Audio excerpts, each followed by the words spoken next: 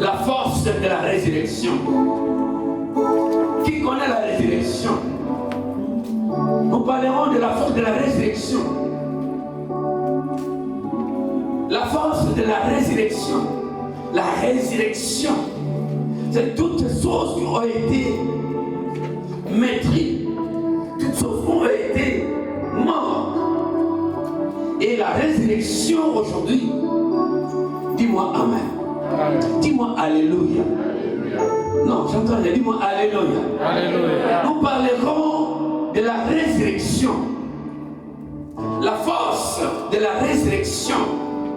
D'où vient-elle la résurrection? Mais pourquoi la résurrection? Pourquoi la résurrection? Nous allons voir. Quand on parle de la résurrection, on parle aussi de la mort. Celui quelque part la vie était mort. Quelquefois, ta famille était morte. Mais aujourd'hui, Dieu va nous instruire sur la résurrection. Dis-moi la résurrection. La résurrection. Dis-moi la résurrection. La résurrection. Autrement dit, il sait quoi? Est-ce qu'on peut dire Amen? Amen. Est-ce qu'on peut dire Alléluia? Alléluia. Rapidement. Jean chapitre 5. Gardez vos... Nous lisons la parole de Dieu. Si nous pouvons nous mettre debout pour honorer la parole, parce que la parole elle est sainte. Dans le livre de Jean, au chapitre 5, verset 24, je lis au nom de Jésus. En vérité, je vous l'ai dit, celui qui écoute ma parole et qui croit à celui qui m'a envoyé a la vie éternelle. Et ne vient point en jugement, mais il est passé de la mort à la vie. Père, tu bénis ta parole. Au nom de Jésus, nous avons ainsi prié. Amen. Amen. Et vous asseoir. La Bible déclare ceci, en vérité, je vous l'ai dit, celui qui écoute ma parole, celui qui écoute ma parole, Jésus dit ceci, celui qui écoute ma parole, c'est Christ et Jésus qui le dit, celui qui écoute ma parole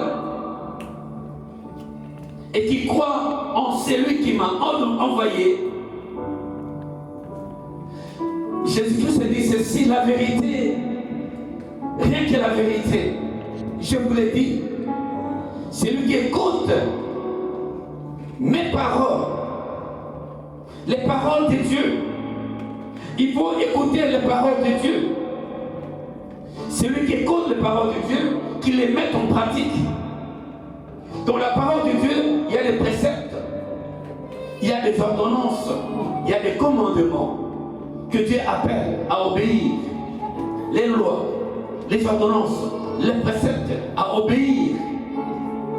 Écoutez la voix de Dieu. Écoutez la parole de Dieu. Parce que tout a été créé que par la parole. Et la Bible aujourd'hui nous enseigne d'écouter sa parole. De mettre sa parole en exergue. Il dit, en vérité, je vous le dis. C'est lui qui écoute mes paroles. Qu'est-ce que nous écoutons d'habitude? Nous écoutons quoi d'habitude? C'est mieux d'écouter la parole de Dieu. Homme de réponse à verset. En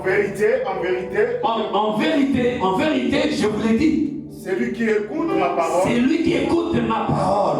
Quelle est la parole que Jésus-Christ nous demande? Les lois de Dieu dans la parole. Les lois de Dieu, les préceptes de Dieu dans sa parole. L'obéissance, la soumission dans la parole de Dieu. On écoute quoi d'habitude? Et Jésus nous demande d'écouter sa parole. L'enseignement de Christ. la vie de Christ, l'approbation de Christ, l'amour de Christ, sa parole révèle Dieu lui-même en personne.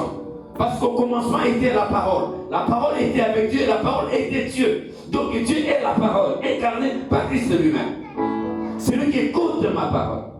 C'est très important de comprendre cette introduction. C'est mieux d'écouter la parole de Dieu. Et quand tu écoutes la parole, qu'est-ce que tu fais dans la parole de Dieu? Et quand tu sors en sérieux, tu vas m'aimer. Quand tu sors en sérieux, tu vas parler n'importe comment. Et pourtant tu vas recevoir la parole de Dieu. Tu as reçu la parole de Dieu, l'amour de Dieu.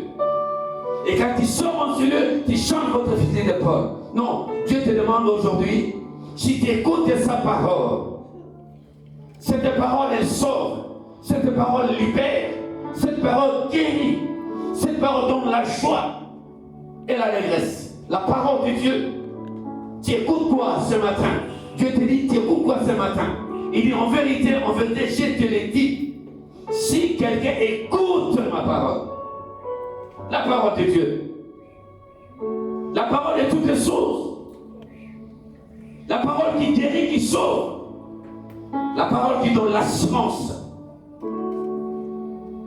Continue ce verset. Alléluia. Rapidement. Et qui croit à celui qui m'a envoyé. Et qui croit à celui qui m'a envoyé. Ici, il faut croire. Il faut croire. Homme de Dieu, il faut croire, ma soeur. Il faut croire à la parole de Dieu. Il faut croire à celui qui l'a envoyé. Mais qui l'a envoyé? Si ce n'est que Dieu. Il faut écouter Dieu. Il faut croire à la parole de Dieu. Il faut croire à cette parole qui est l'évangile de la création. Quand tu crois, tu seras sauvé. Quand tu crois, tu seras libéré. Quand tu crois, tu seras élevé même. Il faut croire. Il faut croire d'abord à Dieu et en soi-même. En soi-même, tu ne crois pas en toi. Tu ne crois pas en toi. Il faut croire. Croire à quelque chose. Qu'en cela, j'y arriverai. En ça, j'arriverai au sommet. En ça, je gagnerai. En soi, je serai libre. Il faut croire. Ici, croire à Dieu, le créateur du ciel et de la terre. Tu crois à qui tu crois? À une personne, à une femme, à un homme. Non, croire à Dieu et Dieu seul.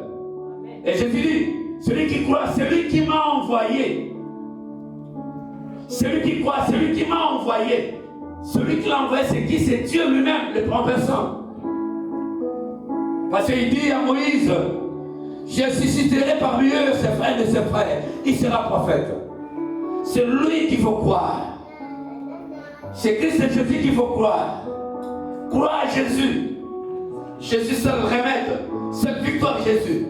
Jésus guérit. Jésus sauve. Jésus libère. Jésus bénit. Jésus élève. Par son nom est éternel. Jésus n'a pas changé. Il est le même aujourd'hui éternellement. Jésus n'a pas changé. Crois à ce Dieu-là qui a envoyé Jésus sur la terre. Et Jésus t'a envoyé. Mon frère. À la vie éternelle et ne veut point en jugement. Ça veut dire que si tu crois à cet homme-là, Jésus, il n'y aura pas de jugement. Et la Bible dit dans Romains 1, il dit ceci. Il n'y a pas de condamnation à ceux qui sont en Christ. Il n'y en a point. Parce que ceux-là a crié au Seigneur, il n'y a pas de condamnation à ceux qui croient en Christ. Si vraiment tu es en Christ, tu es devenu une nouvelle créature. Les choses anciennes sont passées, tout ce sont devenues nouvelles. Ça m'étonnerait lamentablement que quelqu'un il croit à la parole de Dieu. Il croit à ce Dieu-là qu'il a créé. Et il revient encore en arrière. Il commet des irréparables. Non. Si tu es en Christ, tu es devenu une nouvelle créature. Est-ce qu'il doit se dire Amen? Amen. Et les choses anciennes sont passées. Toutes choses sont devenues nouvelles.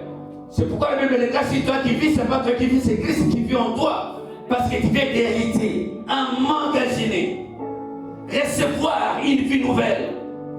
Jésus dit à Nicodème, il faut renaître de nouveau. Et Nicodème dit, mais moi, comment puis-je rentrer dans le ventre de ma mère à mon âge? Il n'a pas compris sur le plan spirituel. Est-ce qu'on peut dire Amen? Amen. Est-ce qu'on peut dire Alléluia? Alléluia. Apôtre. Mais il est passé de la mort à la vie. Il est passé de la mort à la vie. Ici, on parle de la vie spirituelle. La mort spirituelle. Tu peux voir un grand homme de Dieu, il est mort spirituellement. Il est mort spirituellement. Lui qui faisait des prodiges, il faisait des miracles. Mais à un moment donné, il est mort spirituellement. C'est pourquoi les hommes disaient, ah, ils touchaient les fétiches. Parce qu'ils sont morts spirituellement. Vous savez qu'un jour, les enfants des prophètes, ils étaient au Jourdain. Ils disent au prophète Élisée, mais Seigneur, les lieux que nous nous trouvons, elle est étroite. Autorise qu'on aille au Jourdain chercher des bois pour pouvoir élargir ce lieu. Et le prophète Élisée dit, vous pouvez aller, donc nous allons avec toi. La Bible dit, le prophète Élisée les accompagne. Ils arrivèrent au Jourdain. Bougez pas comme un cimetière. Ils arrivèrent au Jourdain. Et là, ils commencent à couper le bois. Ils ont coupé en chantant. Ils ont coupé en chantant. Un de ses frères qui était là a fait tomber cette fer dans l'eau. Il est resté avec le bois. Et quand cet homme a su que cette pierre est tombée dans l'eau, cette fer est tombée dans l'eau, il est rentré dire à Élisée, parce que c'est Élisée qui avait donné l'ordre qu'ils aillent au Jourdain. C'est Élisée qui avait donné l'ordre qu'ils aillent au Jourdain. Il s'est souvenu que ce n'est pas moi, c'est Élisée qui avait autorisé. Il est rentré vers Élisée. Il dit, mais mon Seigneur, cette fer, elle est tombée dans l'eau. J'avais emprunté.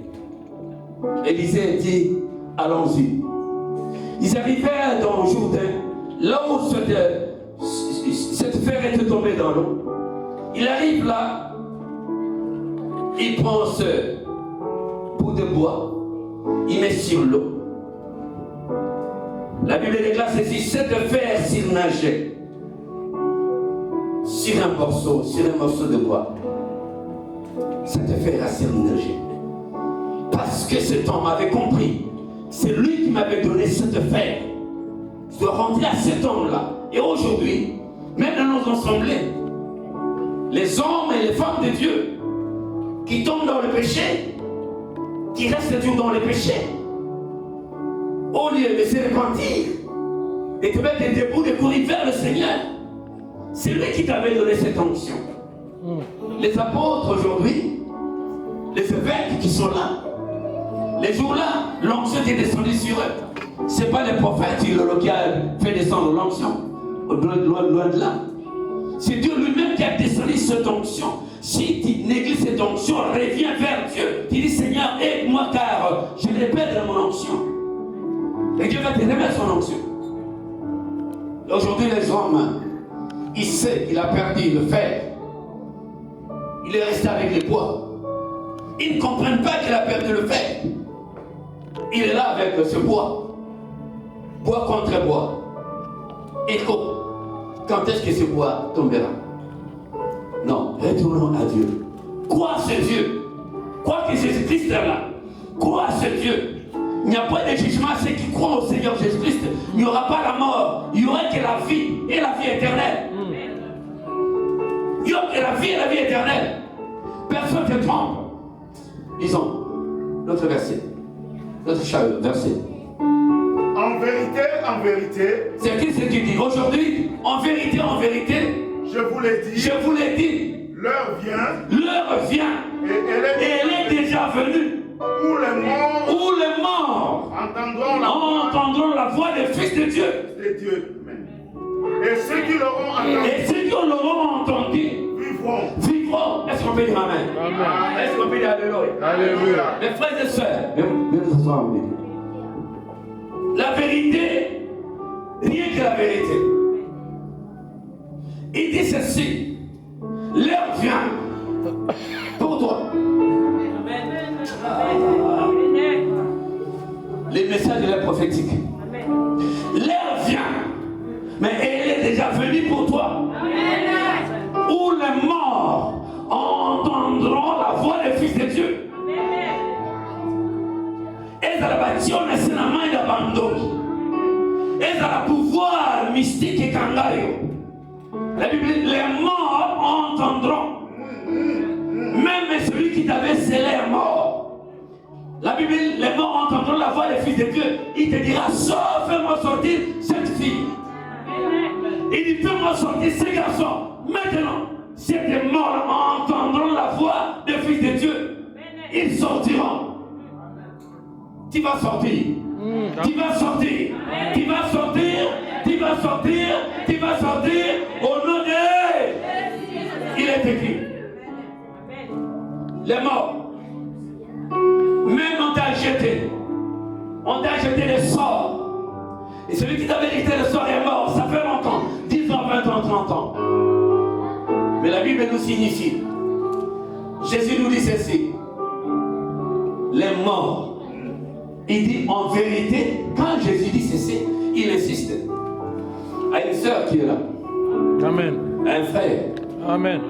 À vous. À vous. Jésus te dit seulement. En vérité, je te l'ai dit. Les morts. Les morts.